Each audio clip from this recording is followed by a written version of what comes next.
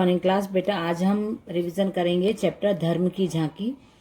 इसके लेखक हैं महात्मा गांधी।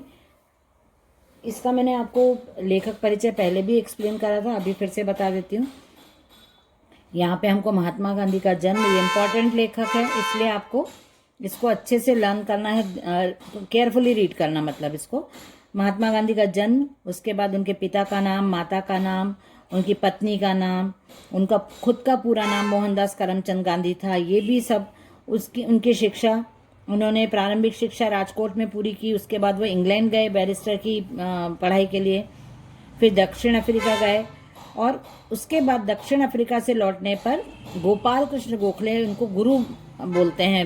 महात्मा गांधी के गुरु कौन है, तो राजनीतिक गुरु कौन है, तो गोपाल कृष्ण गोखले को उनका राजनीतिक गुरु कहा जाता है।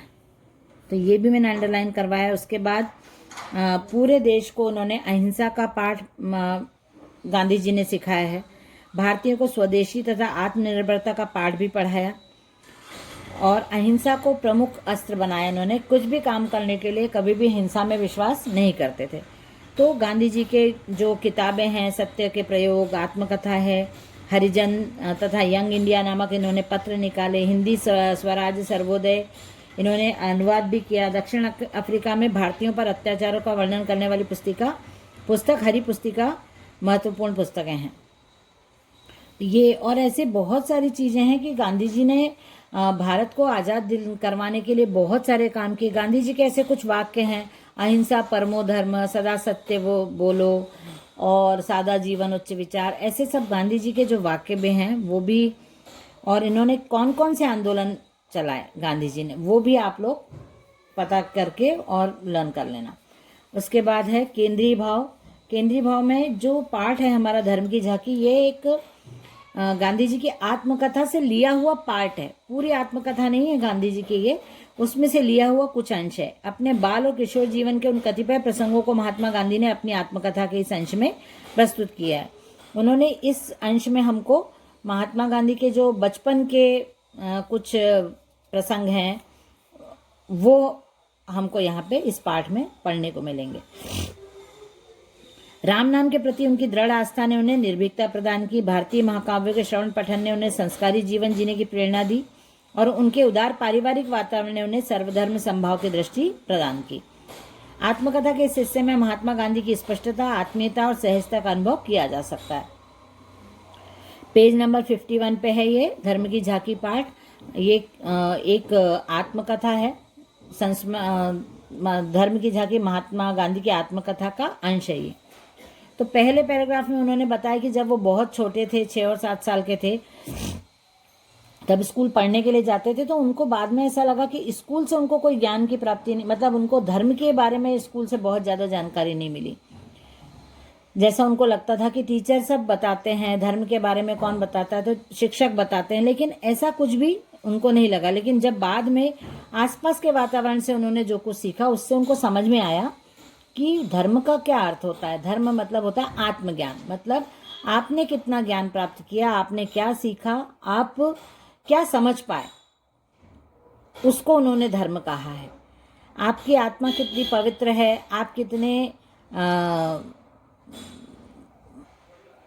अच्छे मन से किसी चीज को लेते हो, आप में दुर्भावना नहीं है, तो आप धर्म को समझ गए हो।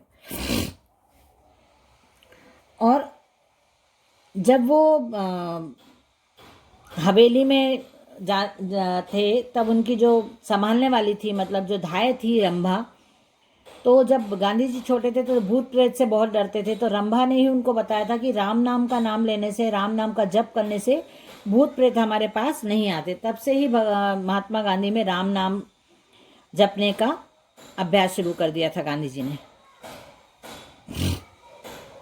लेकिन वो राम नाम का जो उन्होंने जप शुरू किया था, वो उनके लिए एक शक्ति का काम करने लगा आगे चल के भी, क्योंकि इस चीज़ में उनकी बहुत ज़्यादा आस्था और विश्वास दृढ़ हो गया था।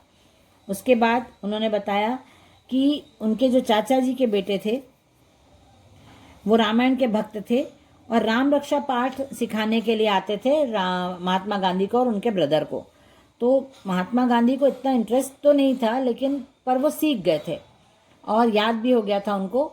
और वो बड़े भाई के डर से या बड़े भाई का रिस्पेक्ट करते थे, इसलिए वो बोलते थे और उनका प्रोनाउंसिएशन बहुत क्लियर था। तो उनको थोड़ा अभिमान भी आ गया था, घमंड भी आ गया था कि मैं बहुत अच्छा बोलता हूँ और मेरा प्रोनाउंसिएशन बहुत, उच्चारण बहुत साफ था, क्योंकि राम रक्षा स्तोत्र में तो संस्कृत के वर्ड्स रहते हैं ना।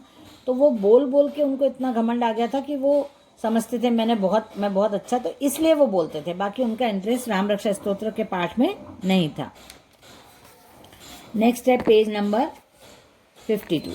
पेज नंबर 52 पे यही बताया कि उसके बाद गांधी जी के मन पे जो असर पड़ा था वो रामायण के पाठ का। जब वो पिताजी उनके बीमार थे पोरबंदर में, तब वहाँ रोज मंदिर जाते थे, तो मंदिर में रामायण का पाठ होता था। तो जो सुनाने वाले पंडित जी थे उनके बारे में पता चली गांधी जी को बात कि उनको एक कोढ़ नामक बीमारी हो गई थी, जो स्किन डिजीज होती है, वाइट वाइट स्पॉट हो जाते हैं स्किन के ऊपर। पहले उसको कोढ़ की बीमारी बोलते थे और छूत की बीमारी, मतलब उसको छूने से ये फैलती है, ऐसी बीमारी मानते थे।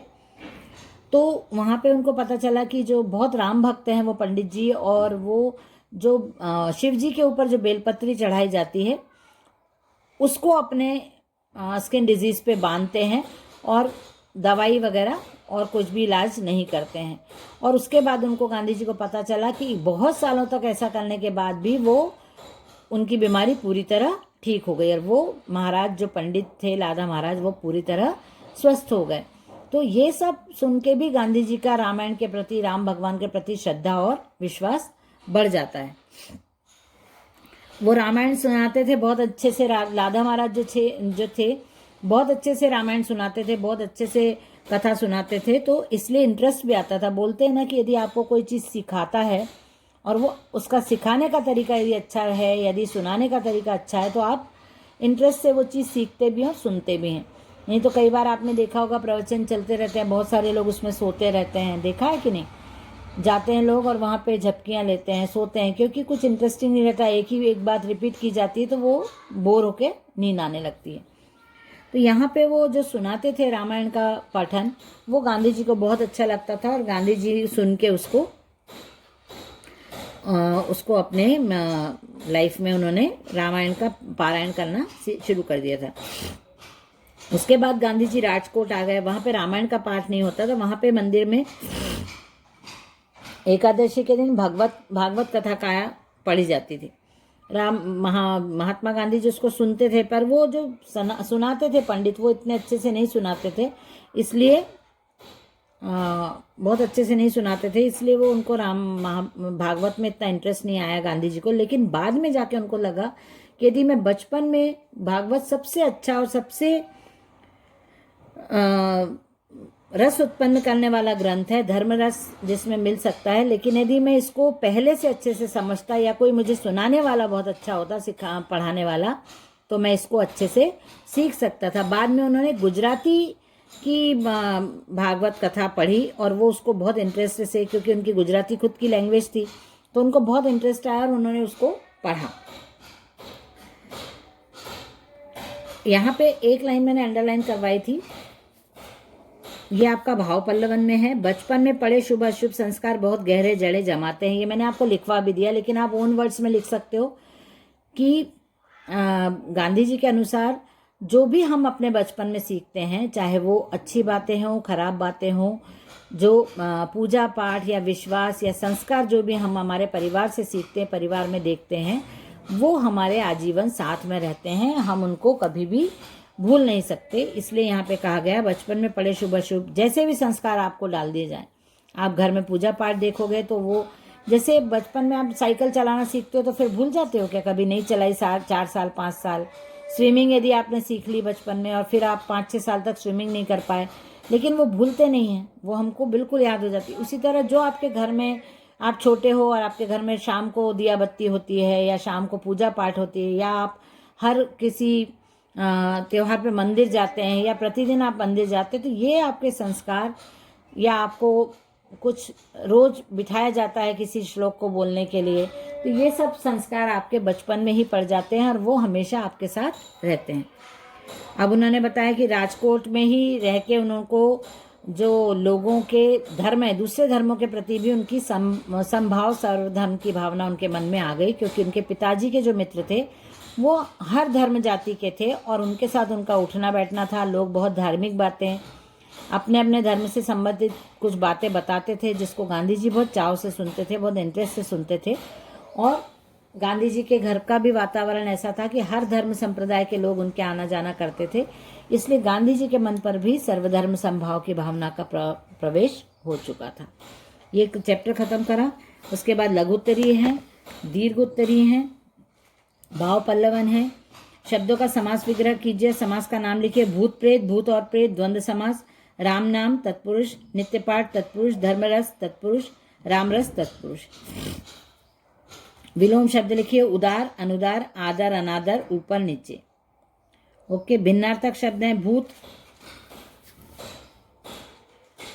भूत मतलब होता है भूतकाल और भूत मतलब होता है प्रेत। जड़ मतलब होता है पेड़ की जड़ और जड़ मतलब होता है नींव। भेद मतलब होता है रहस्य और भेद मतलब होता है अंतर। निम्नलिखित वाक्यों को शुद्ध रूप में लिखिए। वे दोहा चौपाई को गाते और दोहा चौपाई की अर्थ समझाते थे। की कट जाएगा। वे दोहा चौपाई गाते और दोहा चौपाई का अर्थ समझाते। पिता भी नित्य प्रतिदिन रामायण का पाठ करते थे। पिता प्रतिदिन रामायण का पाठ करते थे। नित्य कट जाएगा। पिताजी रसपूर्वक उनकी बातें सम्मानपूर्वक सुना करते थे। पिताजी उनकी बातें सम्मानपूर्वक सुना करते थे। रसपूर्वक कट जाएगा। बचपन में शुभ अशुभ संस्कार में पड़े हुए बहुत गहरे जड़े जमाते हैं। बचपन में पड़े यहाँ पे आ जाएगा। बचपन में पड़े, यहाँ पे आप लिख लोगे पड़े। उसके बाद शुभ अशुभ संस्कार बहुत गहरे जड़े जमाते हैं। ठीक है, ये आपका चैप्टर खत्म होता है। अब हम नेक्स्ट चैप्टर को नेक्स्ट क्लास में स्टार्ट करेंगे। बाय।